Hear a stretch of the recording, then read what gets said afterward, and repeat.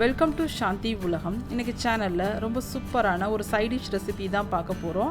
இது எல்லாருக்கும் பிடிச்ச உருளைக்கிழங்கு வச்சு செஞ்சுருக்கேன். வாங்க ரெசிபி செய்ய ஸ்டார்ட் பண்ணிடலாம். இது செய்கிறதுக்கு அடுப்பில் ஒரு பேன் சூடு பண்ணிக்கோங்க. அதில் எண்ணெய் சூடான பிறகு எடுத்து வச்சுருக்க கரம் மசாலா எல்லாம் சேர்த்துக்கலாம். நான் இது கூடவே இன்றைக்கி 1/2 டீஸ்பூன் அளவுக்கு ஜீரகம் சேர்த்துருக்கேன், சின்ன ஜீரகம்.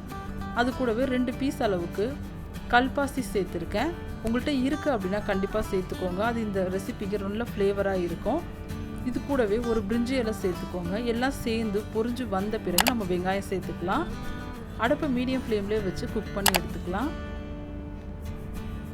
ஒரு ஆனியனை நல்லா ரஃப்பாக சாப் பண்ணி வச்சுருக்கேன், அது இது கூட சேர்த்துக்க போகிறேன். வெங்காயம் ஒரு நல்ல ஒரு கண்ணாடி பதம் வர வரைக்கும் நம்ம வதக்கி எடுத்துக்கலாம். எப்பயும் போல தான் வெங்காயம் வதங்குறதுக்கு கொஞ்சம் போல் உப்பு சேர்த்துட்டிங்க அப்படின்னா அது சீக்கிரம் வதங்கி வந்துடும். கலர் சேஞ்ச் ஆகாமல் பார்த்துக்கோங்க.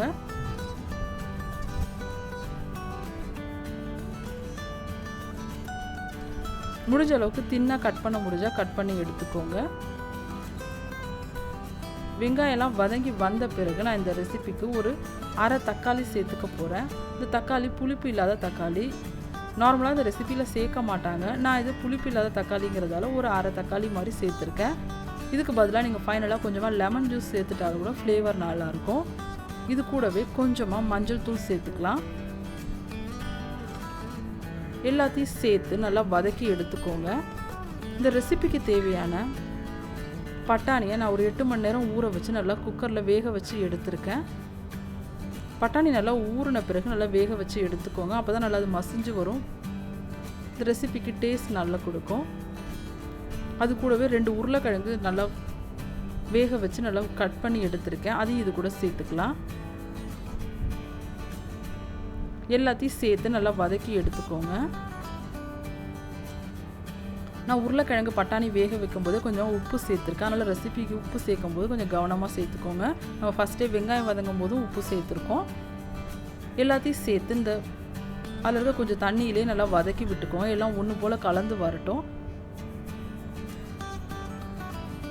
இந்த ஸ்டேஜில் உங்ககிட்ட இருக்குது அப்படின்னா இஞ்சி பூண்டு பேஸ்ட் சேர்த்துக்கோங்க. நான் இதுக்கு பதிலாக தேங்காய் அரைக்கும் பொழுது அது கூட இஞ்சி பூண்டு சேர்த்து அரைச்சி எடுத்துருக்கேன்.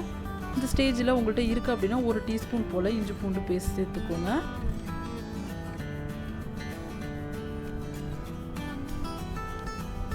எல்லாம் ஒன்று போல் வதங்கி வந்துருச்சு. நெக்ஸ்ட்டு நம்ம தேங்காய் பேஸ்ட் சேர்த்துக்கலாம். இது கூட நான் இன்றைக்கி தேங்காய், ஒரு சின்ன சைஸ் தேங்காய், அது கூட 4 முந்திரி பருப்பு, இஞ்சி பூண்டு, காரத்துக்கு ஏற்ற மாதிரி பச்சை மிளகாய் சேர்த்து அரைச்சி வச்சுருக்கேன். எல்லாத்தையும் சேர்த்து இது கூட மிக்ஸ் பண்ணி எடுத்துக்கலாம்.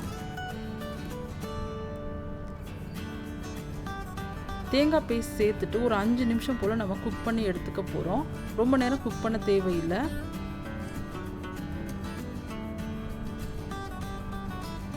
நான் இன்றைக்கி இது சைடிஷாக சாப்பிட போகிறதால கொஞ்சம் திக்காக எடுத்துக்க போகிறேன். இதே நீங்கள் இட்லி தோசைக்கு சாப்பிட போகிறீங்க இல்லை சப்பாத்திக்கு சாப்பிட போகிறீங்கன்னா கொஞ்சம் அதுக்கு ஏற்ற மாதிரி தண்ணி ஊற்றிக்கோங்க.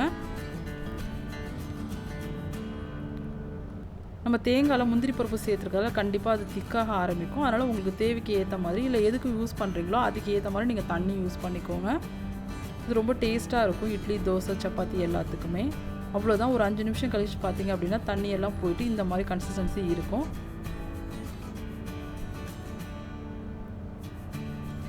இந்த ஸ்டேஜிலே போதும் அப்படின்னா நீங்கள் கொஞ்சம் கார்னிஷ் பண்ணிவிட்டு இறக்கிக்கலாம். நான் கொஞ்சம் திக்கான பிறகு கொஞ்சம் போது 1 டீஸ்பூன் அளவுக்கு தேங்காய் சேர்த்துக்க போகிறேன். தேங்காய் சேர்த்துட்டிங்க அப்படின்னா ரொம்ப ஃப்ளேவராக இருக்கும். கண்டிப்பாக ட்ரை பண்ணி பாருங்கள். ஒரு 1/2 டீஸ்பூன் அளவுக்கு சேர்த்துக்கலாம். ஃபைனலாக இதை கார்னிஷ் பண்ணுறதுக்கு கொஞ்சமாக கொத்தமல்லி பொடியாக கட் பண்ணி வச்சுருக்கேன், அது இது கூட சேர்த்துக்க போகிறேன். அவ்வளோதான். சூப்பரான உருளைக்கிழங்கு சைட் டிஷ் ரெடி ஆகிடுச்சு. நீங்களும் இதே மாதிரி ட்ரை பண்ணி பாருங்கள். ட்ரை பண்ணி பார்த்துட்டு உங்களோட ஃபீட்பேக் கமெண்ட் பாக்ஸில் கொடுங்க. இந்த ரெசிபி பிடிச்சிருந்ததுனா லைக் பண்ணுங்கள், ஷேர் பண்ணுங்கள். என்னோடய சேனலை நீங்கள் ஃபஸ்ட் டைம் பார்க்குறீங்கன்னா பிடிச்சிருந்தா சப்ஸ்கிரைப் பண்ணிக்கோங்க. பக்கத்தில் இருக்க பெல் ஐக்கான் கிளிக் பண்ணிக்கோங்க. அப்போ நம்ம போடுற வீடியோ உங்களுக்கு உடனுக்குடனே வரும். அவ்வளோதான். ரொம்ப சூப்பராக ரெடி ஆகிடுச்சு பார்த்தீங்களா? நீங்களும் இதே மாதிரி ட்ரை பண்ணி பாருங்கள். நெக்ஸ்ட்டு ஒரு இன்ட்ரெஸ்டிங்கான வீடியோட உங்களை மீட் பண்ணுறேன். தேங்க்ஸ் ஃபார் வாட்சிங்.